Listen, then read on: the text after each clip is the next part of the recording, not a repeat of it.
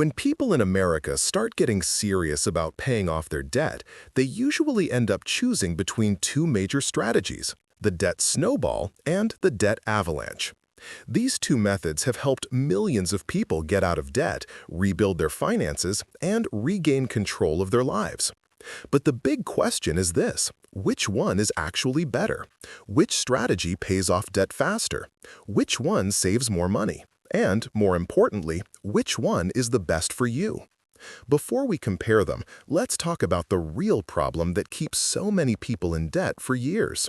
The truth is, most people don't stay in debt because they're irresponsible.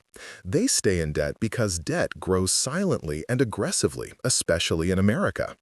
Interest rates on credit cards can reach 25 to 29%. Late fees pile up. Minimum payments barely reduce the balance.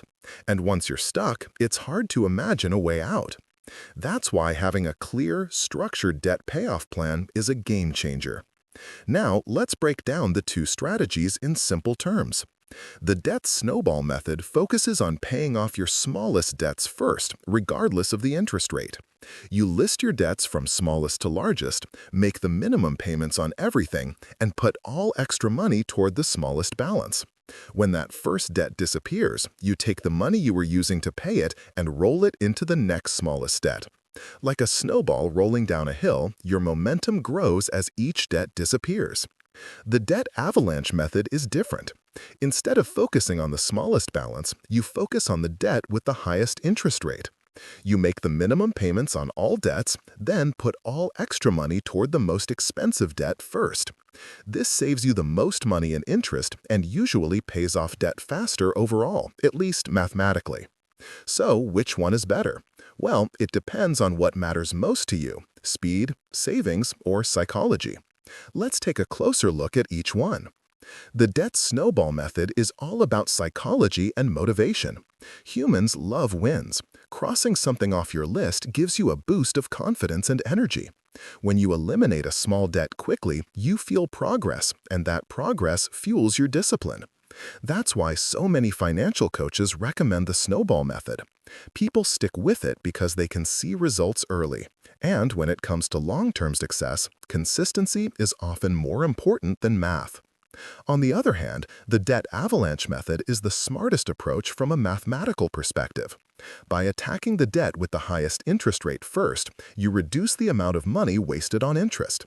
In many cases, the avalanche method helps people become debt-free months earlier compared to the snowball method. And the savings can be thousands of dollars over time, depending on how much debt you have.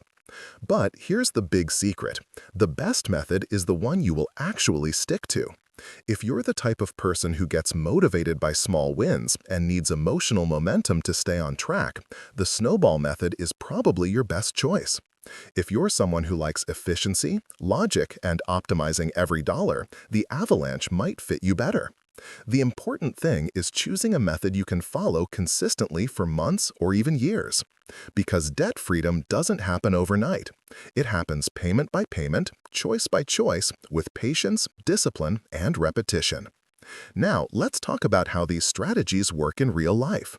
Imagine you have four debts: a $300 medical bill, a $900 credit card balance, a $2,000 personal loan, and a $5,000 credit card with a 24% interest rate. With the snowball method, you'd start with the $300 debt and knock it out quickly. Then you'd take the money from that payment and roll it into the $900 debt, and so on. You'd feel progress fast. With the avalanche method, you'd start with the $5,000 high-interest credit card. This saves you the most money long-term, but it might take a while before you feel a win. And that's where some people lose motivation. Another thing to consider is emotional readiness. If your financial life feels overwhelming, the snowball method gives you quick relief. If you already feel stable and focused, the avalanche method makes more sense. Another major factor in choosing your strategy is income stability. If your income changes month to month, or you're dealing with unpredictable expenses, the snowball method might keep you motivated even when progress slows.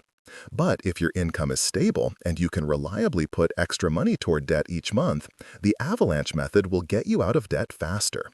One thing people forget is that you can combine strategies. In fact, many people use a hybrid method.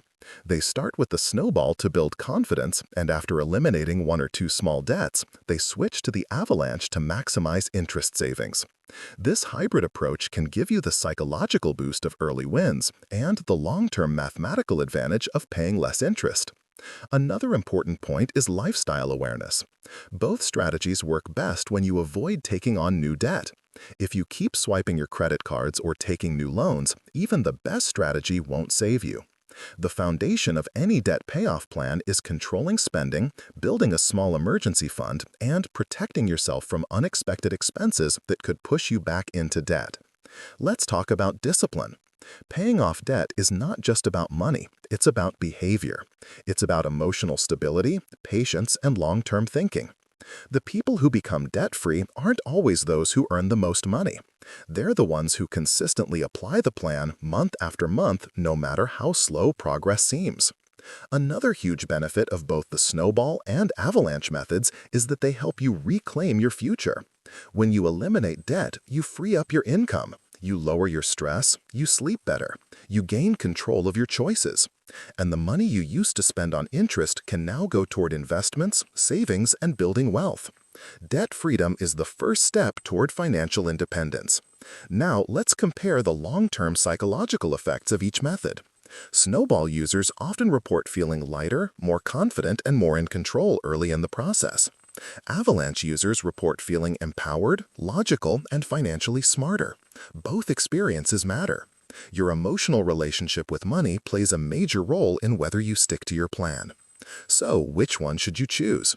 Here's the simplest way to decide. If you struggle with motivation, start with the snowball. If you care about saving the most money long-term and you don't need early wins to stay motivated, choose the avalanche.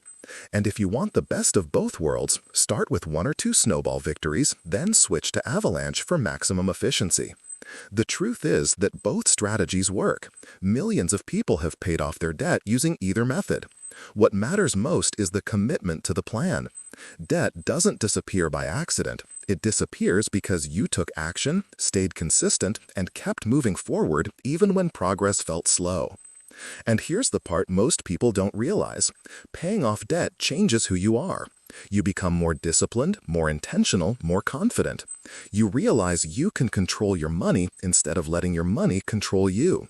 And once you feel that power, everything becomes possible. Wealth becomes possible, stability becomes possible, freedom becomes possible. And that's why choosing a debt payoff method isn't just a mathematical decision, it's a life decision. No matter which method you choose, remember this: the moment you start paying attention to your money, your life begins to change. And when you choose a strategy and follow it, your future becomes brighter. Debt freedom is one of the greatest gifts you can give yourself, and it starts with one simple decision: snowball or avalanche. The choice is yours, and no matter which path you choose, you're already on your way to a better, more stable financial future.